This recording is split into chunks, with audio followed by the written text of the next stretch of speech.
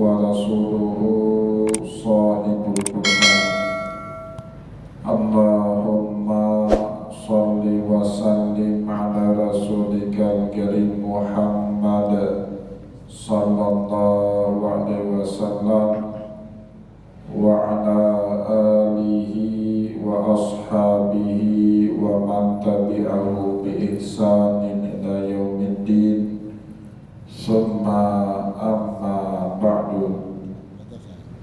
Puji dan syukur senantiasa dan tidak pernah bosan-bosannya kita panjatkan kehadiran Sang Maha Pencipta Allah Subhanahu wa Ta'ala, yang mana dengan limpahan karunia-Nya, rahmat-Nya, hidayah-Nya, serta anugerah-Nya kepada kita semua, kita kembali masih diberi kesempatan, kesehatan dan usia panjang oleh Allah untuk sama-sama dan senantiasa mengabdikan diri kita di jalannya dengan menjalankan segala perintahnya dan menjauhi semua larangannya. Salawat iringi salam juga tidak pernah lupa pula kita haturkan kepada junjungan alam Nabi besar Muhammad sallallahu alaihi wasallam, di mana beliau telah bersabda dalam sebuah hadis, wa majtama'a qaumun fi baitin min buyutillah yatluna kitaballahi wa yatadarasuna bainahum illa nazalat alaihimus sakinah wa ghasyiyatuhumur rahmah wa haffathumul malaikah. Tidaklah satu kaum bertemu dan berkumpul di rumah-rumahnya Allah, membaca kitabullah dan mempelajari isi kandungannya, niscaya Allah Subhanahu wa Ta'ala menurunkan ketenangan dalam hidupnya mereka, diliputi oleh rahmat dan senantiasa dinaungi oleh para malaikat. Bapak Ibu kaum muslimin dan muslimat jamaah salat maghrib dan juga isya yang dimuliakan oleh Allah, mari pada kesempatan malam yang baik ini, sambil kembali kita niat iktikaf di rumah Allah, mari sama-sama kita kembali melanjutkan pengajian tafsir kita dengan kitab Tafsir Al-Quranil Azim karya Imam Ibnu Katsir rahimahullahu ta'ala anhu. Dan insyaallah pada kesempatan malam ini kita kembali akan melanjutkan bahasan kita masih dengan surat Al-Baqarah ayat 187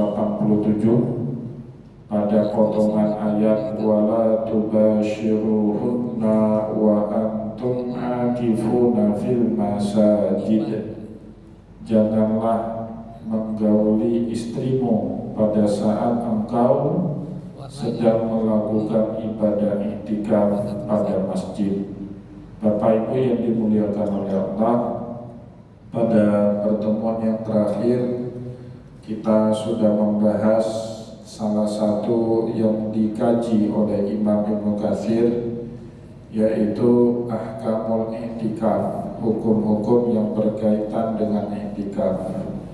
Dan di dalam tertibnya selalu pembahasan iktikaf itu diganding dengan pembahasan puasa, sebagaimana pembahasan haji yang selalu diganding oleh para ulama dengan pembahasan ibadah umrah. Bapak Ibu yang dimuliakan oleh Allah, dan pada pertemuan yang terakhir sampailah kita kepada salah satu kebiasaan Nabi dalam melakukan iktikaf, terutama saat sudah masuk 10 malam terakhir dari bulan Ramadan.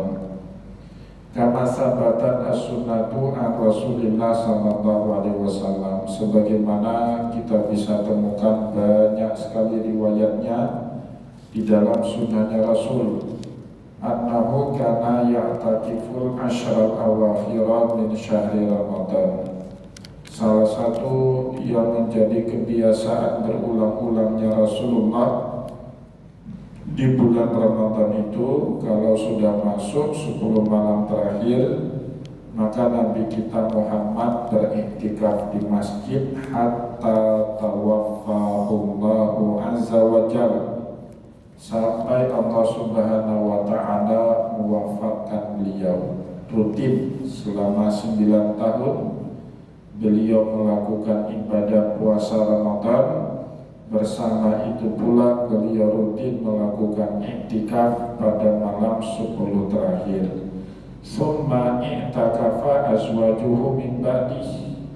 Baru para istri-istrinya Nabi melakukan kegiatan iktikaf yang sama setelah wafatnya Rasulullah.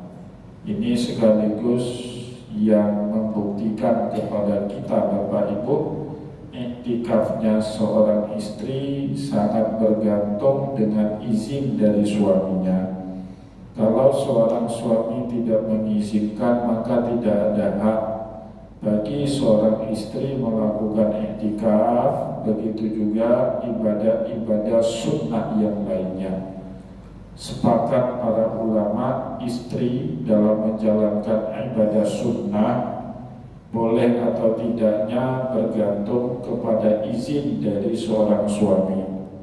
Kalau suami mengizinkan seorang istri puasa Senin Kamis, puasalah dia. Tapi kalau tidak, maka istri wajib mematuhi suaminya. Tapi tidak demikian Bapak Ibu berkaitan dengan ibadah wajib. Istri tidak harus meminta pamit, meminta izin kepada suaminya. Istri sudah dahulu mendaftar haji, tahun ini dapat panggilan, suaminya belum. Maka Bapak Ibu, karena haji itu rukun Islam, terutama haji yang pertama, itu walaupun suami tidak mengizinkan, istri boleh abai, tidak harus taat, tidak harus mengikuti kepada perintah suami. Tapi kalau kemudian hajinya itu haji kedua, haji ketiga, tidak boleh bagi seorang istri berangkat kecuali atas persetujuan dari suaminya. Bapak Ibu yang dimuliakan oleh Allah, lebih kurang sama kejadiannya dengan apa yang dilakukan oleh para istri Nabi. Mereka tidak pernah beriktikaf di masa hidupnya Rasul, karena Rasulullah SAW tidak mengizinkan mereka beriktikaf. Tapi setelah wafatnya Rasul, summa i'takafa azwajuhu min ba'dih, itu menjadi kebiasaan bagi para istrinya Rasulullah SAW melakukan iktikaf di masjid. Sekaligus ini menjadi dalil bahwasanya tidak ada larangan bagi seorang perempuan melakukan ibadah iktikaf sama seperti seorang laki-laki. Akhrajahu min hadisin Aisyah ummul mukminin radhiyallahu anha. Hadis itu sendiri diriwayatkan oleh istri Nabi Muhammad, Sayyidah Aisyah radhiyallahu anha. Wa fi sahihain, dan juga diriwayatkan di dalam Sahih Bukhari dan Muslim, anna Safiyata binti Huyai bin Akhtab radhiyallahu anha. Safiyah, salah seorang istri Nabi, kana tazuru Nabiyya sallallahu alaihi wasallam wa huwa mu'takifun fil masjid. Pernah suatu hari beliau mengunjungi Nabi pada saat malam-malam 10 terakhir Ramadan, wa huwa mu'takifun fil masjid, dan saat itu Rasulullah sudah dan sedang melakukan ibadah iktikaf. Fatahaddatsa indahu sa'atan, karena ada satu keperluan mendesak, mau tidak mau Safiyah mendatangi Rasulullah. dan bercengkrama berbicara beberapa saat waktu bersama dengan Rasulullah sallallahu alaihi wasallam. Summa qamat litarji'a ila manziliha wa kana dzalika lailan. Setelah keperluan Sofia selesai disampaikan kepada Rasulullah, qamat, maka Sofia pun berdiri litarji'a ila manziliha, untuk kembali ke rumahnya. Wa kana dzalika lailan, tapi peristiwa itu sendiri terjadi di malam hari. Maka tidak baik kalau Sofia itu dibiarkan pulang sendiri tanpa ditemani sama mahram, atau bahkan tanpa ditemani oleh Nabi sendiri sebagai suaminya. Maka Bapak Ibu yang dimuliakan oleh Allah, diceritakan dalam riwayat Sahihain ini, faqaman nabiyyu sallallahu alaihi wasallam liyamshi ma'aha. Maka Rasulullah sallallahu alaihi wasallam pun bergegas bangun dan kemudian menemani Sofia pulang kembali ke rumahnya. Padahal Rasulullah sallallahu alaihi wasallam saat itu sedang melakukan ibadah iktikaf di masjid. Nah, tapi karena istrinya tadi pergi sendiri, maka nggak baik kalau Nabi Muhammad membiarkan istrinya Sofia pulang sendiri ke rumahnya. Apalagi Bapak Ibu, Sofia kita tahu bersama itu mu'alaf, kawin dengan Rasulullah masih dalam agama bapaknya, agama Yahudi. Jadi Sofia ini perempuan Yahudi yang dinikahi oleh Rasulullah. Baru setelah menikah dengan Rasulullah sallallahu alaihi wasallam, Sofia memeluk agama Islam. Mu'alaf, Bapak Ibu, mu'alaf ini kan harus diperhatikan lebih dibandingkan istri-istri Nabi yang memang sejak kecil atau bahkan sejak lahirnya sudah menjadi pemeluk agama Islam. Itu yang pertama. Yang kedua, bapaknya Sofia ini Huyai bin Akhtab, pemukanya Yahudi dari Bani Quraidah, bukan orang sembarangan, tokoh agama, pemuka, bangsawan. Kalau Sofia dibiarkan pulang sendiri tanpa diantari sama Rasulullah, pasti itu jadi percakapan dan jadi hal yang gak baik bagi Rasulullah, bagi Sofia, dan juga bagi kaum muslimin. Pasti akan terdampak dengan percakapan itu. Maka meskipun Rasulullah diceritakan dalam kitab Sahih pada malam itu beliau beriktikaf, tapi akhirnya Rasulullah berinisiatif untuk mengantarkan pulang istrinya kembali ke rumah. Faqaman Nabiyyu sallallahu alaihi wasallam liyamshiya ma'aha hatta tablugha dariha, hatta tablugha daraha. Maka Nabi Muhammad pun bergegas pulang mengantar Sofia sampai kembali ke rumahnya. Wa kana manziluha fi dari Usamah bin Zaid. Jadi rumahnya Sofia yang ditempati oleh Sofia itu Bapak Ibu di lingkungan tanah milik keluarganya Usamah bin Zaid. Jadi lumayan berjarak dengan Masjid Nabawi di zaman itu. Fi janibil Madinah, sudah pinggiran kota Madinah, bukan lagi di tengah-tengah kota Madinah, tapi sudah agak jauh ke pinggiran kota Madinah. Falamma kana bi ba'di thariq, pada saat sudah separuh dari perjalanan, tentu ini jalan kaki, Rasulullah malam itu mengantarkan istrinya kembali sambil berjalan kaki. Laqiyahu rajulani minal ansar, Rasulullah sallallahu alaihi wasallam berpas-pasan dengan dua orang pemuda dari kaum Ansar, pribuminya kota Madinah.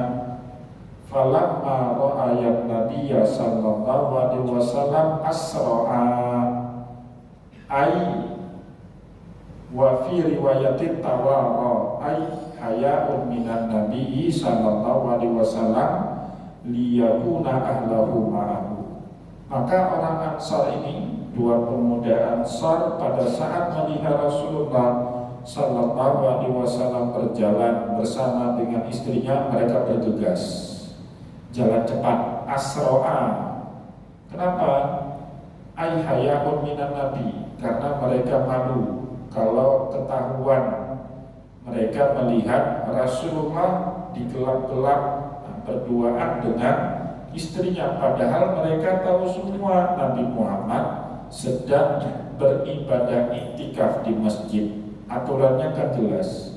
Rasulullah Sallallahu Alaihi Wasallam sudah ngomong itu beberapa kali, wala tubashiruhunna wa antum akifuna fil masajid. Jangan dekati, jangan gauli, jangan akrab, jangan bermesraan, jangan bergelap-gelapan berdua-duaan dengan istri kalian pada saat kalian sedang i'tikaf di masjid. Lah, ini Rasulullah ketangkap basah berduaan di kegelapan malam. Ya, untuk nggak ada satpol PPW nangkap. Nah, jadi karena malu hati orang ini mempercepat langkah. Bapak Ibu yang dimuliakan oleh Allah, faqala lahuman nabi sallallahu alaihi wasallam. Pada saat Rasulullah melihat gelagat ini, gelagat yang kurang baik ini, maka Rasulullah sallallahu alaihi wasallam pun memanggil keduanya. Ala rislakuma innaha Safiyata binti Huyai bin Akhtab. Pelan-pelan kalian jalan. Ini bukan orang lain, bukan perempuan selingkuhan. Ini istri saya, Safiyah binti Huyai bin Akhtab. Wa'lamaha annaha Safiyata binti Huyai. Dan Rasulullah memberitahu kepada dua pemuda Ansar ini kalau perempuan yang bersama dengan beliau itu Safiyah. Dan Rasulullah SAW tidak sedang bermesraan, berduaan di kegelapan malam bersama dengan istrinya, toh untuk mengantarkan Safiyah kembali ke rumahnya. Rasulullah langsung menerangkan itu. Faqala, maka dua pemuda tadi pun berkata setelah mendengar penjelasan dari Nabi, Subhanallah ya Rasulullah, Maha suci Allah wahai Rasulullah. Faqala alaihi salatu wassalam. Jadi mereka paham. Ini sepertinya Nabi salah paham dengan kita jalan cepat. Kayaknya Rasulullah berfirasat kalau kita curiga Nabi Muhammad nggak konsisten dengan ucapannya. Rasulullah menerangkan dia tidak lagi bermesraan dengan istrinya di kegelapan malam, tapi hanya sekedar mengantarkan Safiyah kembali ke rumahnya. Maka saat mendengar keterangan dari Nabi itu pun, dua pemuda Ansar ini mengucapkan tasbih, Subhanallah ya Rasulullah, Maha suci Allah wahai Rasulullah. Kami nggak niat, nggak berpikiran pun seperti itu. Faqala alaihi salatu wassalam. Tetapi kemudian Rasulullah SAW bersabda, ini hadis yang sangat populer. Hadis ini Bapak Ibu kita sering dengar, tapi asbabul urud dari hadis ini kita jarang mendengarnya. Jadi apa hadis itu? Inna syaitana yajri min ibni adama majrad dam wa inni khasyitu an yaqdhifa fi qulubikuma syai'an aw qala syarran. Kata Rasulullah, inna syaitana yajri min ibni adam. Syaitan itu mengalir dalam tubuh manusia bimajrid dam, dalam aliran darahnya. Nah, maka Bapak Ibu, di mana ada aliran darah itu punya potensi syaitan itu mengganggu, menggoda kita manusia. Ada aja itu pikiran jelek.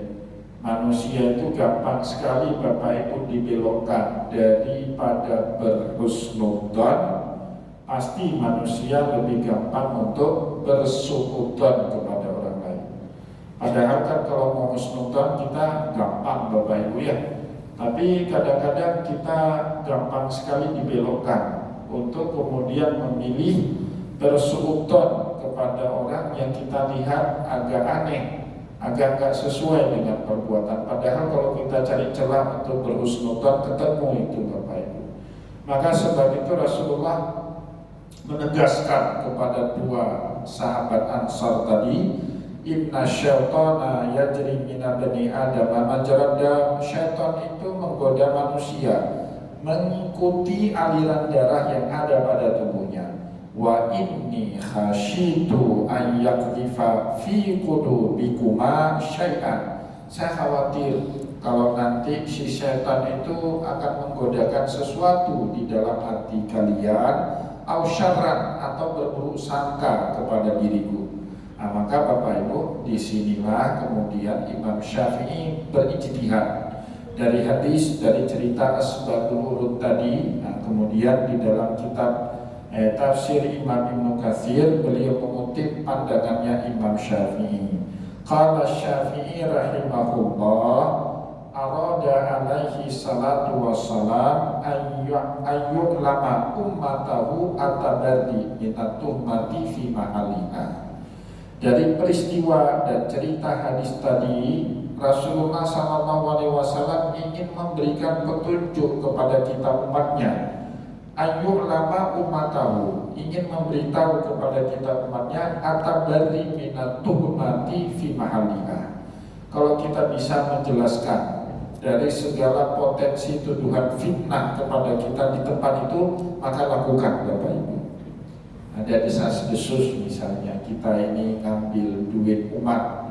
Bapak Ibu kalau punya kemampuan menerangkan pada saat terjadi fitnah itu di awal, jangan didiamkan, tetapi langsung dibantah di situ dengan data-data, dengan bukti-bukti, dengan fakta-fakta. Sunnah dari Nabi seperti itu. Yang namanya fitnah itu makin lama didiamkan, makin merajalela, merasuki hati manusia. Karena tadi Bapak Ibu, manusia bisa saja berhusnudzon, tapi kebanyakan kita mudah digoda sama setan untuk lebih memilih bersuudzon daripada berhusnudzon. Itu sudah tipikal manusia. Apalagi Bapak Ibu, kita ini awam, sudah awam, hidupnya di akhir zaman pula, berpotensi besar kita bersuudzon kepada orang lain daripada berhusnudzon.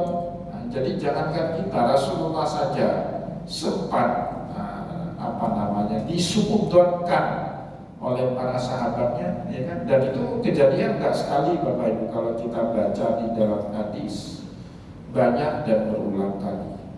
Bahkan pernah hampir terjadi konflik, seperti setelah perang Hunain, Rasulullah bagi ghanimah.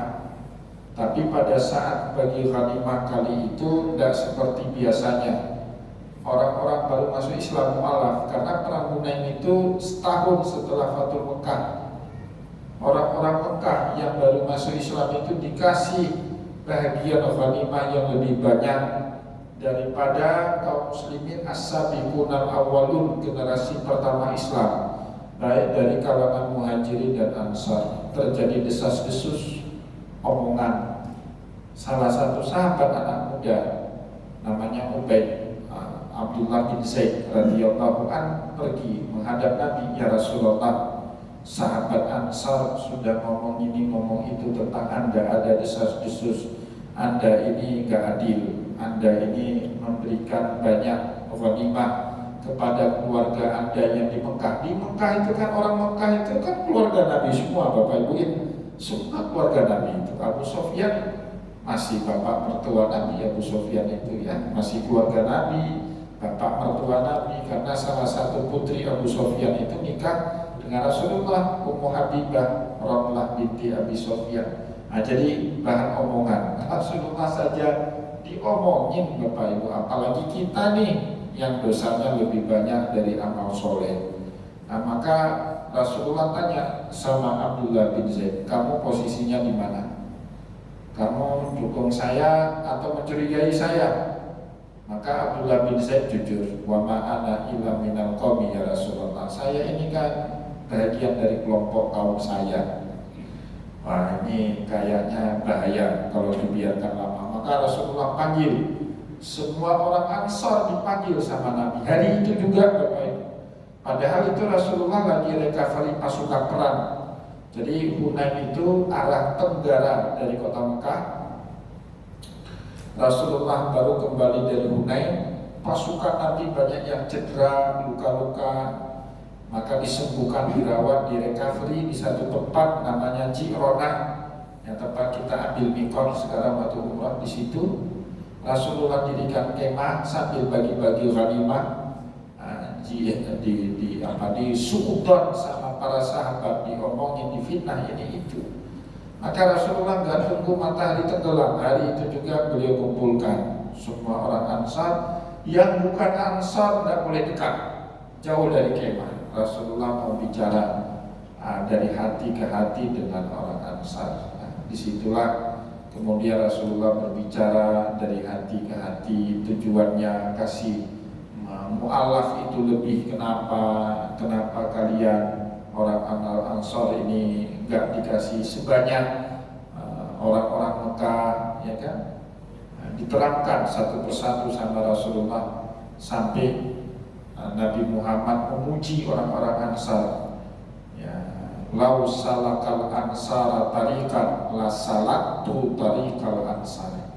Kalau orang Ansar pergi ke timur, sedangkan orang pergi ke barat, semua saya tetap akan ikut orang Ansar. Itu hadiah luar biasa dari Rasul. Sebenarnya kata para ulama, Bapak Ibu, Nabi Muhammad setelah Fathul Mekah, setelah peristiwa Hunain, dan wabil khusus setelah Haji Wada, itu Nabi ingin memutuskan menetap balik ke kota Mekah. Tidak ada satupun manusia, Bapak Ibu, yang senang lama di perantauan. Tidak ada itu. Bahkan Bapak Ibu bisa baca di dalam hadis, Rasulullah tidak menganjurkan kita selama-lamanya di perantauan. Dalam satu hadis ngomong gini Nabi, as-safaru qit'atun minal adzab. Safar itu bagian daripada azab. Yumna'u ahadakum min ta'mihi wa syarabihi wa naumihi. Karena selama dari safar kita makan gak enak, tidur gak nyenyak, ya kan? Makanan di negeri rantau pasti gak seenak makanan di kampung sendiri, Bapak Ibu, ya. Bapak Ibu merantau ke Pulau Jawa, makannya ayam geprek, ya kan? Makanya saya pernah ketemu sekali, Bapak Ibu, bawa anak-anak Aceh, para penghafal Quran dari beasiswa Baitul Mal. Kebetulan saya yang dampingi waktu itu tahun 2015 atau 2016 ke Temboro. Sampai di sana Bapak Ibu mau nangis saya. Santri-santri itu makannya tahu Pak, pakai nasi putih, sambal, kukut. Kukut itu tahu, kulit sapi itu digoreng. Itu kalau di Aceh itu kerupuknya. Kita ada telur lah minimal kan, ada daging, ada telur, ada ikan, pakai sambal. Kerupuknya kukut itu, ini enggak, ikannya kukut itu Pak. Tobu. Anajan. Itu mujahadah sekali itu orang-orang yang mondok di pesantren di Jawa. Standar makan mereka itu udah ya gitu standarnya Pak. Aceh kan nggak bisa. Kalau nggak kena ikan nggak sehat orang Aceh.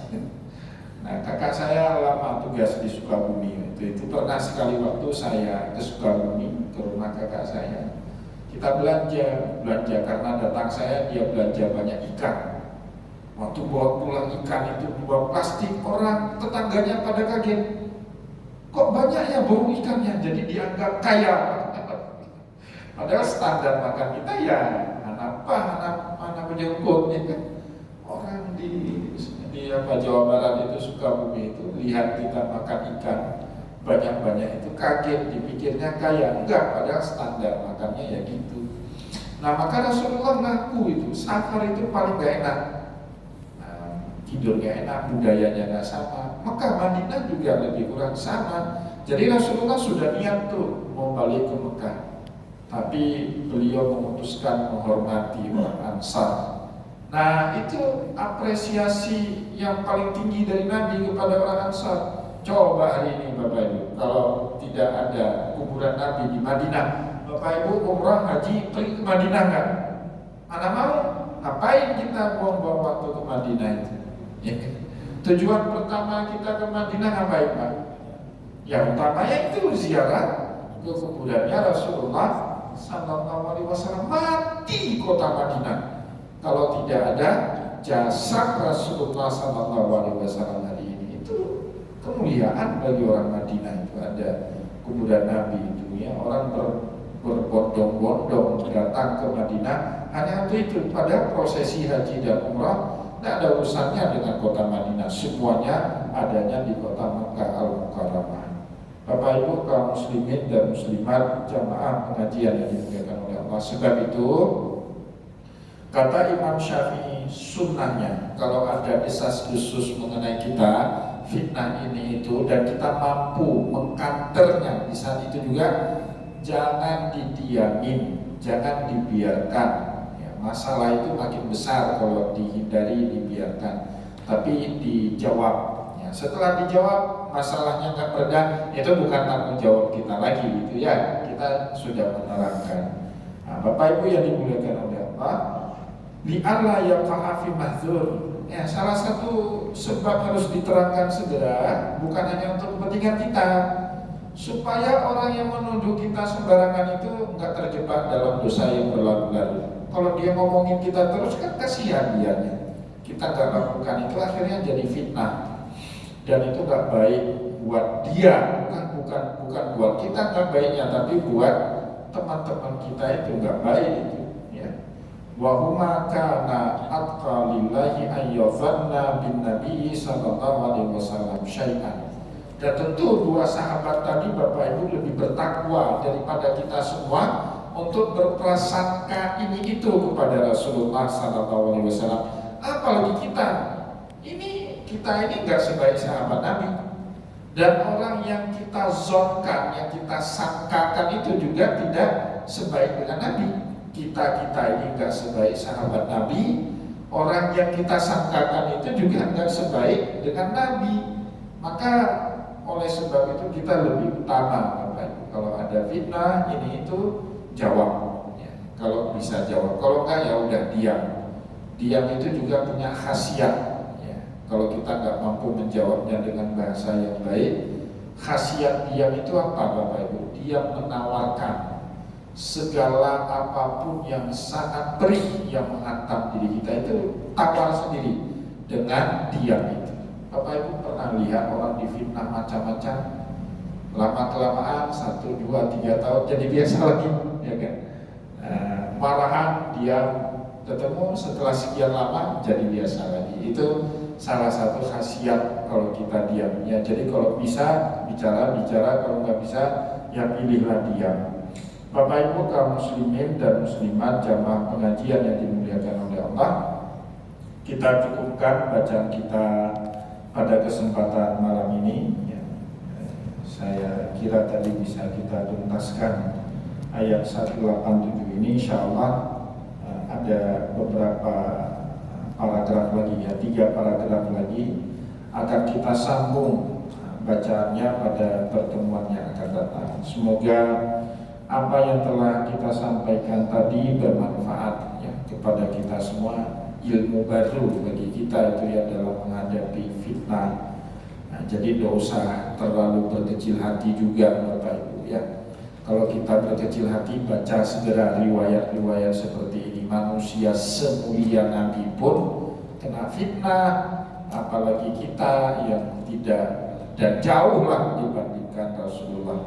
Nah, pasti niscaya itu dalam hidup kita juga akan menghadapi ujian-ujian seperti itu.